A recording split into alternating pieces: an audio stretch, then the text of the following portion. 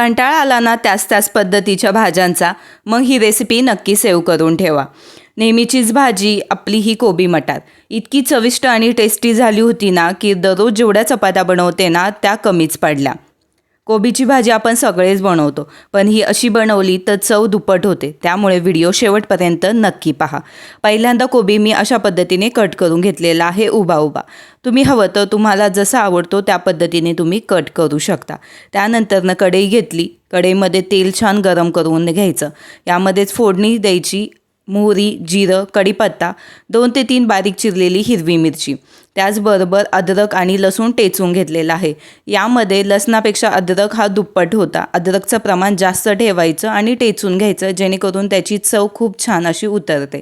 थोडंसं हिंग टाकून घेतलं आणि त्यानंतर मटार यामध्ये टाकून छान मिक्स करून घ्यायचे आहेत. आता या ठिकाणी मी फ्रोझन मटार वापरलेले आहेत.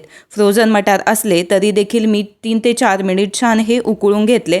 नंतर हे गाळून यामध्ये टाकून घेतलेले आहे.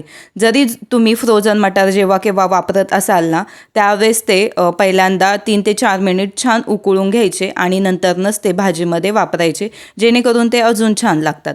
मस्त आता यामध्ये बेसिक मसाले टाकले, म्हणजे हळद पावडर आणि 1 मोठा चमचा धणेपूड टाकून घेतलेली आहे.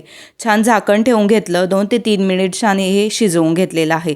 आता यानंतर आपण जो चिरून ठेवलेला कोबी होता ना, तो देखील यामध्ये टाकून घ्यायचा आहे.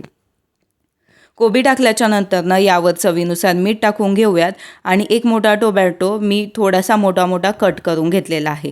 तो देखील छान यामध्ये मिक्स करून घ्यायचा आहे. आता पहिल्यांदाच मी हिरवी मिरची थोडीशी वापरलेली होती, कारण यामध्ये मी थोडंसं लाल तिखट देखील टाकणार आहे. जर तुम्हाला लाल तिखट आवडत नसेल तर पूर्णपणे तुम्ही हिरवी मिरची बारीक कट करून किंवा उभी कट करून देखील तुम्ही यामध्ये वापरू शकता. आता हे छान मिक्स झालेलं आहे बऱ्यापैकी. आता यामध्ये मी थोडीशी लाल मिरची पावडर टाकून घेत आहे. जर तुमच्याकडे काश्मीरी लाल मिरची पावडर असेल ना, ती देखील थोडीशी टाकायची, जेणेकरून काय होतं, कलर या कोबीच्या भाजीला खूप सुंदर असा येतो. आता मिरची पावडर टाकल्याच्या नंतर देखील मी थोडंसं आता हे मिक्स करून घेत आहे. मिक्स करून झाल्याच्या नंतर आपण झाकण ठेवून हा कोबी शिजू द्यायचा आहे. मीठ टाकलेलं आहे आणि टोमॅटो देखील वापरलेला आहे, त्यामुळे छान ह्याला पाणी सुटतं आणि यातच हा कोबी शिजला जातो. 1 ते 2 वेळा मी मध्ये चेक करून घेतला आणि जवळपास 4 ते 5 मिनिटांमध्ये हा कोबी व्यवस्थित शिजला गेलेला आहे. तुम्हाला थोडासा क्रंची आवडत असेल तर थोडासा कमी शिजवला तरी देखील चालेल. आता मिक्स करून घेतल्याच्या नंतर यामध्ये आपला स्पेशल इन्ग्रेडियंट टाकायचा, तो म्हणजे मॅगीचा मॅजिक मसाला. हो, एक पूर्ण पॅकेट असताना ते पूर्ण पॅकेट मी यामध्ये टाकलेलं आहे. खूप छान चव लागते याची. तुम्ही कधी वापरला नसेल किंवा जे वापरत असाल त्यांना देखील माहीत असेल, पण जे वापरत नाही त्यांनी नक्की वापरून पहा. खूप चव याची भन्नाट अशी लागते. यावर खूप सारी बारीक चिरलेली कोथिंबीर टाकून घेतलेली आहे आणि आता मिक्स करून घेऊयात. झाकण ठेवून आपल्याला याला वाफ देऊन घ्यायची आहे, पण यावेळेस गॅस बंद करायचा. ज्यावेळेस तुम्ही कोथिंबीर टाकताना त्यावेळेस गॅसची हा बंद ठेवायचा, जेणेकरून काय होतं, कोथिंबीरीची चव आणि सुगंध हा मस्त असा या भाजीला लागला जातो. त्यामुळे आपण मिक्स करून म्हणजे ज्यावेळेस कोथिंबीर टाकतो ना त्यावेळेस गॅसची फ्लेम बंद करायची.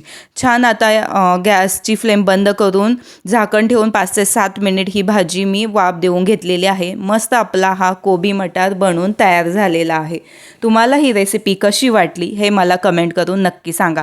आणि हो, तुम्ही मॅगीचा हा मॅजिक मसाला कोणकोणत्या भाज्यांमध्ये वापरता, कोबीमध्ये वापरता की नाही हे देखील कमेंट करायला विसरू नका.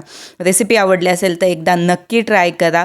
व्हिडिओला लाईक करा, शेअर करा. चॅनलवर नवीन असाल तर चॅनलला सबस्क्राईब करायला विसरू नका. सबस्क्राईबच्या बाजूचा बेल आयकॉन दाबा, म्हणजे मी जेव्हा नवीन व्हिडिओ अपलोड करेल त्यावेळेस त्याची नोटिफिकेशन तुम्हाला मिळून जातील.